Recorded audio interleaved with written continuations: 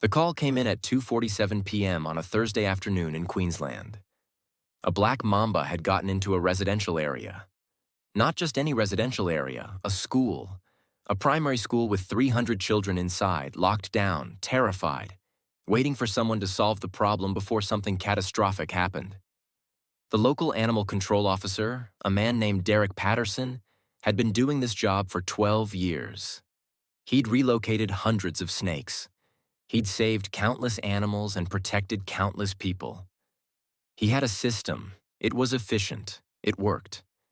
When a dangerous snake was in a populated area, you called Derek, and Derek made the problem go away. Usually by killing the animal. Derek was already en route when the second call came in. Not from the school, but from the television station. Steve Irwin happened to be in Brisbane that day, filming scenes for an upcoming episode.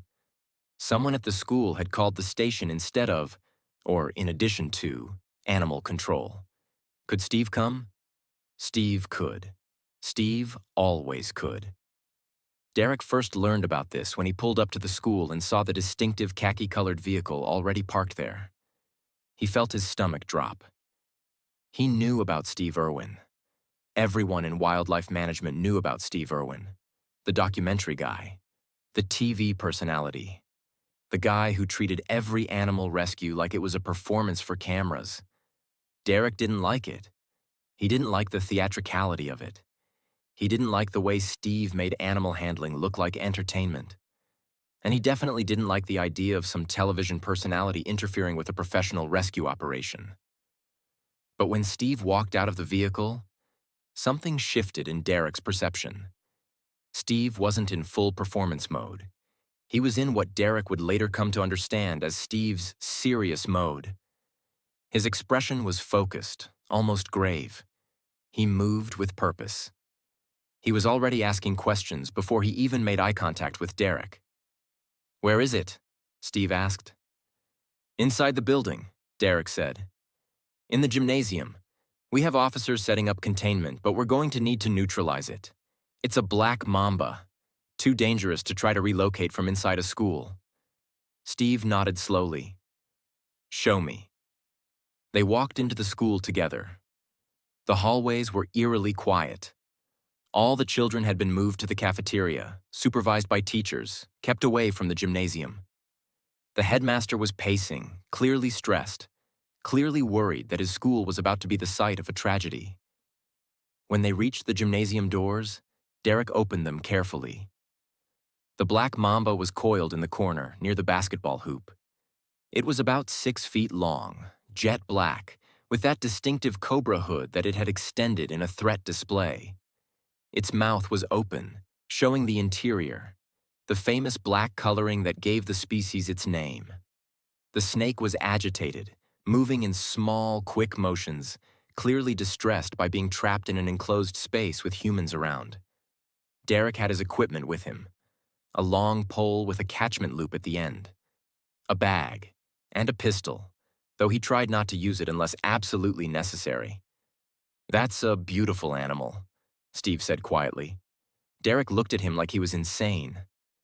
"It's a black mamba." "I know what it is," Steve replied, his eyes never leaving the snake. "And it's beautiful. Look at those scales. Look at the way it moves. That's evolution perfected. That's millions of years of survival adaptation in one package." Derek didn't respond. He'd never thought of snakes, especially not venomous snakes, as beautiful. He thought of them as problems to be solved. Steve turned to Derek. "Can I try something first?" "What do you mean, try something?" "Before you capture it or kill it, can I try to talk it out of here?" Derek almost laughed. "Talk to it?" "Not literally," Steve said, and there was a slight smile on his face, but his eyes were still serious. "Watch." Steve started moving toward the snake, slowly. Derek grabbed his arm. "Mate, that's a black mamba. One bite and you're dead in minutes. There's no anti-venom that works quickly enough. You're not—" "I know what it is," Steve interrupted gently. "And I know what it can do. That's exactly why I need to do this the right way. Derek released him, but he was already calculating distances, thinking about how quickly he could get to Steve if the snake struck. The answer was, not quickly enough. Steve moved forward with deliberate slowness. His feet were careful. His breathing was controlled. His hands were relaxed at his sides. To any observer, he looked calm. But to someone who knew Steve, who understood the depth of his focus, it was obvious that every single cell in his body was engaged in reading the snake's behavior, anticipating its movements, understanding its fear. When he was about 4 meters from the mamba, Steve stopped. He crouched down slowly, his eyes level with the snake's eyes. The mamba's hood extended further. It hissed. A warning sound.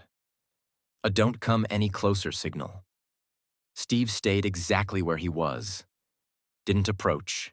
Didn't retreat. Just stayed, breathing normally, completely still. Easy, mate, Steve whispered. His voice was so quiet that Derek almost couldn't hear it, but the microphone clipped to Steve's shirt picked it up perfectly for the camera operator who'd followed them into the gymnasium. Easy.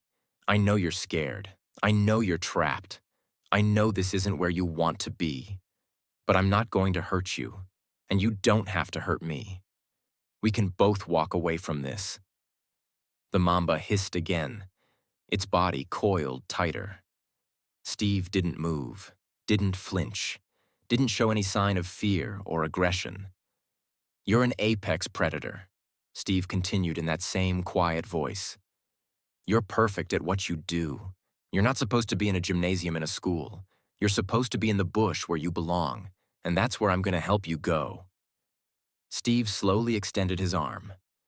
Not toward the snake, but toward the open gymnasium door, toward the outside, toward freedom.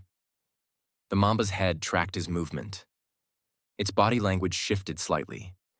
The aggressive posturing eased, just a fraction. That way, Steve said gently. That's where you need to go. Not at me, away, out, back to your home. And then something extraordinary happened. The black mamba, this creature that had been in full defensive mode, that had been treating everything in the gymnasium as a threat, suddenly moved. Not toward Steve. Away from him. Toward the open door. Steve didn't move. Just watched. Let the snake make its own decision.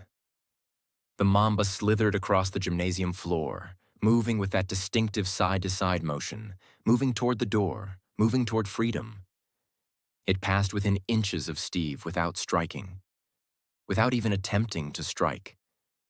It moved like it understood somehow that this human was different from the others, that this human wasn't a threat. When the snake reached the door, it paused for just a moment. Then it slipped through and out into the hallway. Derek was already moving, following the snake, not to harm it, but to guide it, to make sure it made it outside safely. Steve stood and followed, but he didn't rush. He moved with the same calm deliberation he'd used to approach the snake. Outside, the mamba continued moving across the lawn, away from the school, toward the tree line at the edge of the property. Within 30 seconds, it had disappeared into the bushes. The entire rescue had taken maybe 2 minutes. No violence, no death, no tragedy.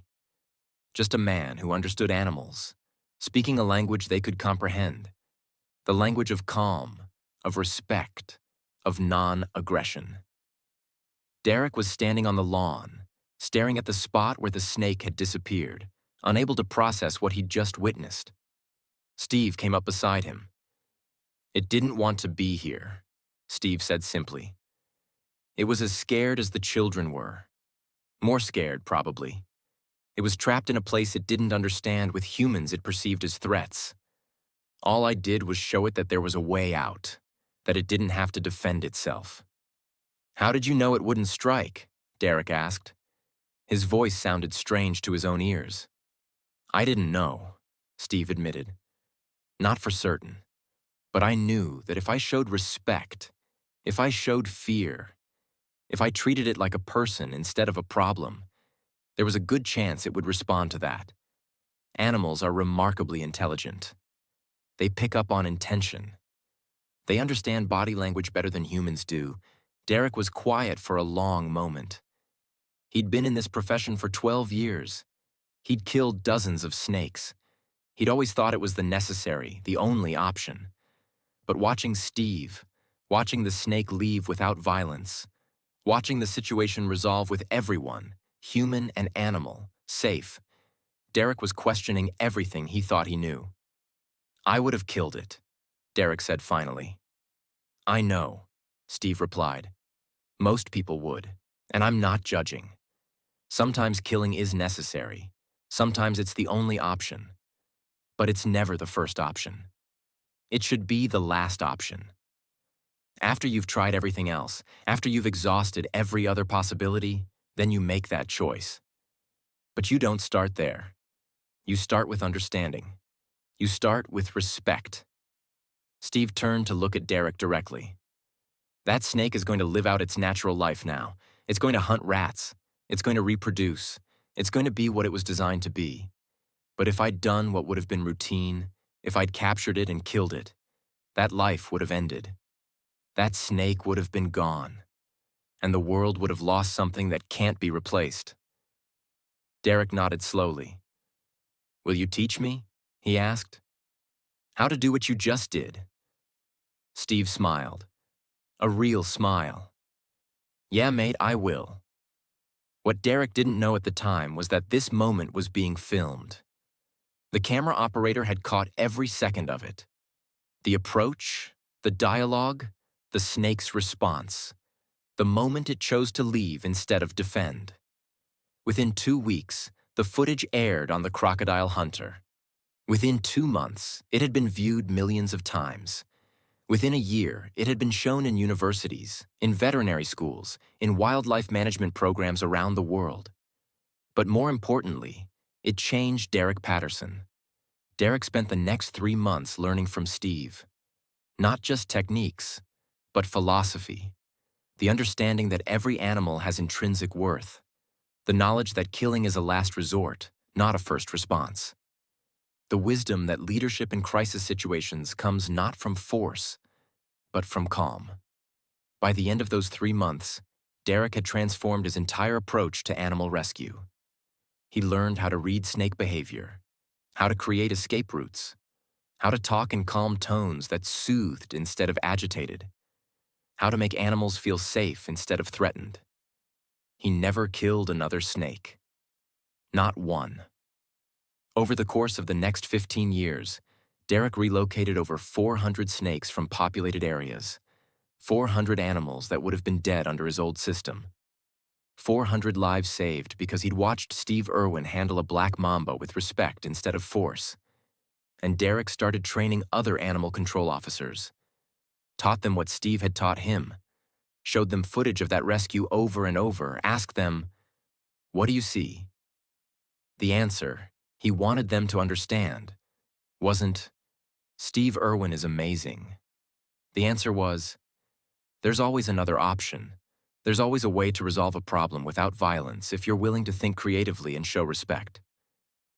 Derek became known throughout Queensland as the animal control officer who never killed anything, who always found a way, who understood that the goal of rescue wasn't to eliminate the threat, but to resolve the situation in a way that protected everyone.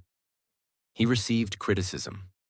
Other animal control officers said he was naive, that he was taking unnecessary risks, that one day his approach would get someone killed. But it never did.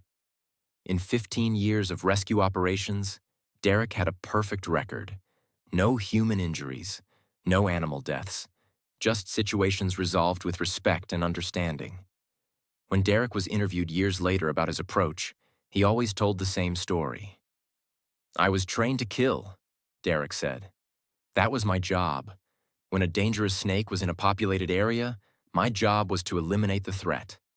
And I did that job for 12 years without question. But then I watched Steve Irwin handle a black mamba in a school gymnasium. And I realized that my training was incomplete. I'd learned how to end a life, but I'd never learned how to preserve one.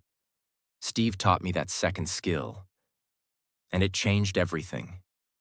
He paused.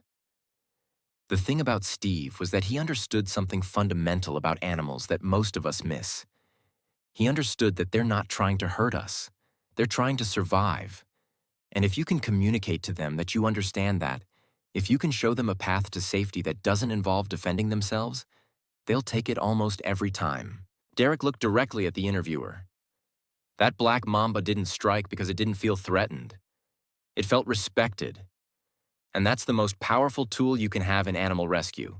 Not a gun, not a catchment loop, not any equipment, just respect. Just the ability to communicate that you see the animal as a being, not a problem. The story rippled outward. Animal control officers from other states came to Queensland to train with Derek. Universities added the footage to their wildlife management curricula. Veterinarians started teaching students about stress responses in animals and how to minimize them. The approach that Steve had demonstrated, calm, respectful, nonviolent, became the standard in professional animal rescue. But the impact went deeper than professional training. A child who was in that school gymnasium the day the black mamba was rescued grew up to become a wildlife biologist. She worked specifically with venomous snakes, and she credited that day, watching Steve handle the situation with such grace and respect, as the moment she decided to dedicate her life to understanding and protecting dangerous animals. A parent who saw the footage online decided to volunteer with a local wildlife rescue organization. Over the course of 20 years, she helped relocate over 1,000 animals. She trained hundreds of volunteers. She created educational programs that taught children about snakes instead of fear about them. A news reporter who covered the story was so moved by what he witnessed that he shifted his entire career focus. He started producing documentaries about wildlife management. He won multiple awards. He changed public perception of snakes and other animals that most people feared. All of these changes, all of these lives altered, stemmed from one man, one snake, one school gymnasium, and 8 seconds of calm, respectful leadership. Years later, Derek was asked to speak at a wildlife management conference. The keynote speaker was a famous biologist who had built an entire career on predator control. The biologist's approach was data-driven. It was efficient. It was the old system. Remove the threat, solve the problem. Derek listened to the entire presentation. It was well-researched. It made logical sense. And it was fundamentally incomplete. After the speech, Derek asked to say a few words. He told the story of the black mamba. He showed the footage. He let the conference watch what Steve had done, watch how a situation that would normally end in death had instead ended in safety and respect. Then he asked the room a simple question. What did we gain by killing that snake? We would have gained safety in that school that day, but we would have lost a living creature. We would have lost the opportunity to relocate it. We would have lost the chance to show those 300 children that dangerous animals don't have to be feared. They have to be understood. The room was silent. Steve Irwin showed me something that day, Derek continued. He showed me that leadership isn't about dominating a situation. It's about understanding it. It's about having the courage to try a different approach even when the traditional approach is faster and more certain. And it's about believing that respect is more powerful than force. Derek paused. I've been doing this job for 30 years now, and I can tell you with absolute certainty, respect works. Every single time. Animals respond to calm. They respond to respect. They respond to humans who treat them as beings instead of problems. If we could apply that principle more broadly, if we could teach people to lead with respect instead of force, we'd change not just how we handle animal rescue. We'd change how we handle everything. The famous biologist stood up afterward and extended his hand to Derek. I've been wrong, he said simply. For 30 years, I've been approaching this the wrong way. Thank you for the reminder. And he didn't kill another animal either. When Steve Irwin died in 2006, the entire wildlife community mourned. But for people like Derek Patterson, the loss was more personal. Steve hadn't just been a television personality. Steve had been a teacher, a mentor, a standard-bearer for a different way of thinking about animals and rescue. The documentary won international awards. It was shown in wildlife management schools around the world. It became, essentially, a training tool for an entirely new generation of animal rescue professionals. But more than that, it was a love letter to Steve Irwin. Not just for what he'd done in that gymnasium, but for what he'd understood about how change happens. One person at a time, one interaction at a time, one moment of respect at a time. In the documentary, Derek looked directly at the camera and said something that encapsulated everything Steve had taught him. Steve didn't just rescue a snake that day, he rescued a profession. He showed us that there was a better way, not easier, not faster, but better. A way that preserved life instead of ended it. A way that taught respect instead of fear. A way that recognized that every single animal, no matter how dangerous, deserves the chance to live. He paused. And he did it all in 8 seconds of calm, focused, respectful action. That's what mastery looks like. Not aggression, not force, not dominance. Just understanding, just respect. Just the willingness to see another creature as a being instead of a problem.